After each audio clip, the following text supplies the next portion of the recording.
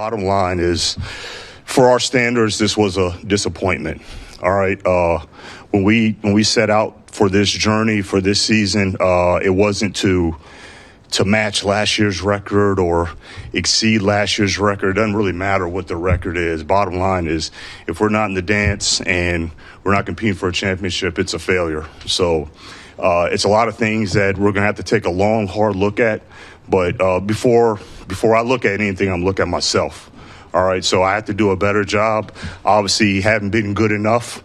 And look, I'm always gonna look inward. So early stages, but already started to identify some things that I can definitely do better. And we're going to collectively just have to look at everything from top to bottom and just really be honest and just take that long, hard look. And really, that's probably the only light that may come out of this darkness, I would say, is when you have these kind of results, you don't have a choice. You're forced to look at everything long and hard and truthful and honestly, all in efforts to improve our football team and just kind of recalibrate this thing to just to play more consistent football. Look at changes you could make. Does that involve potentially more aggressive decision-making in free agency and the trade deadline? So that's not going to change, but I don't want to sit here and say that just more activity is going to be the answer. Honestly, a lot of the things that we'll look at and a lot of the changes and tweaks and adjustments that we will make probably won't come with a headline. What does that even mean? I'm so sick of the fucking GMs in this town looking at me and saying, oh, you don't want good players because they might not be good again. Shut the fuck up. Go get somebody with a pulse and somebody who plays games and somebody who's good at football. It's really not that hard.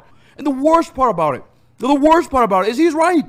You're not going to get that splash move this year. They can't afford it. They got guys to re-sign. The guys they've already re-signed. That fucking window of opportunity has passed you, unfortunately, to build that super team outside of drafting it outright. All right, man. Apparently, we about to go on a run of Detroit Lions video. So the first one I'm going to talk about is the reaction that the fans are having to Brad Holmes saying that they're not going to make any splash moves at defensive end at the edge position. I might put Woodward Sports clip in there because Easy had a great reaction to it. And it's like the window is gone to actually go for it because you have to pay. You paid everybody. You have to pay people. So, having, a lot of teams can go for it because they have that quarterback at a rookie deal and they can really put a lot around the quarterback at that point. But now the Lions, for the most part, they missed that opportunity to build, before they had to pay everybody to really go get that splash player.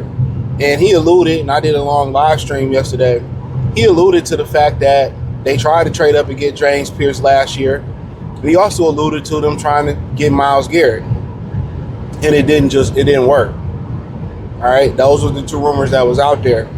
And, he said they're not going to make any headlines or splash plays to get Aidan Hutchinson some help. And that's how they think. That's how the Detroit Lions have thought, going forward. Their whole mindset is, let's just give enough. Let's just give people a taste of, paying Calvin Johnson. Let's give them a taste of paying Stafford and getting sued, but not putting nothing else around them. They just want to make enough money to turn a profit, and that's it. That's just the God honest truth. So it doesn't shock me. They're not going to go out there and get Trey Hendrickson or make a Max Crosby trade, which, in my opinion, I don't think they should, but they need to prioritize, getting a guy that can, getting a multitude of guys that can hold it down. And then he kind of was like, well, Davenport went down. I mean, that was common knowledge. He went down. He's been down his whole career. And you gambled your defensive end position on Josh Pascal, who didn't even make an appearance this year. Al-Qayyed Muhammad, who did solid. Pat O'Connor went down. The kid from Boise State went down. And Marcus Davenport on cue went down and came back and didn't do anything. So Aidan Hutchinson literally got to do it by himself. And it don't seem to be no plans to go out there and get a guy that can really help. And all their resources is going to go to offensive line. You know, in the draft, they're probably going to try to, maneuver through the draft and get a tackle, which is priority because they understand their quarterback can't improvise. They understand their quarterback is a weak link. So first and foremost, they have to protect him. They can't go help Aidan Hutchinson.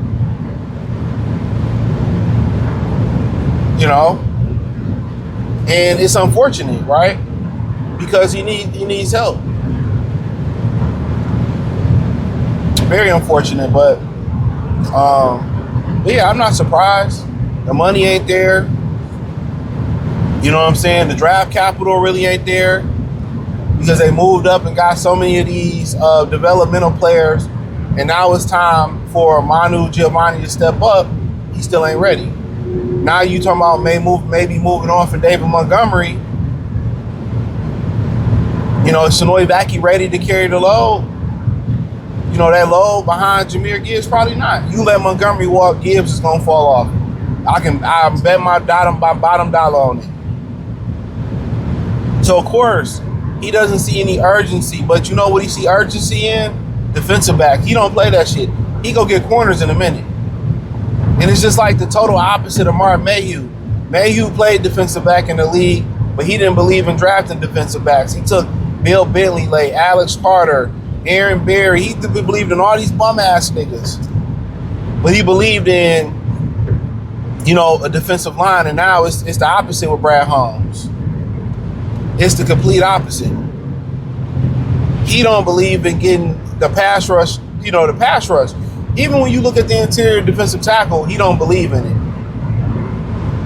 Basically what they said is, we got Lee McNeil, we're going to make him lose weight, he can generate pass rush. We get Tyleek Williams, we're going to make him lose a little bit weight, he can be. They don't believe in pass rushers. They don't believe in it. And if you're going to play man-to-man defense, you better have a dog-ass front four that can harass the quarterback. Every year y'all put y'all faith in the Detroit Lions. Y'all put y'all faith in these general managers. Even what Trajan Langdon did, and before him, Troy Weaver did, they didn't make splash plays. Even though Tom Gores has got a blank check, they didn't make any splash plays.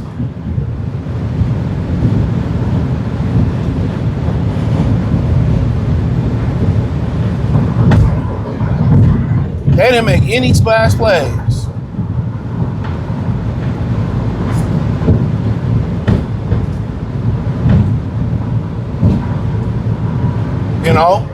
The Pistons have a trade exception right now for $14 million. They've had several in the past, and they never used none of them in the past. Come on. What are we talking about? They don't make moves. They're very conservative. So what did y'all expect? In the first round of that draft, it's going to be about getting golf protection. You're not going to get anybody upset. They don't have the money. And right now, if you're banking on them finding somebody in the second round, they're going to do it that way.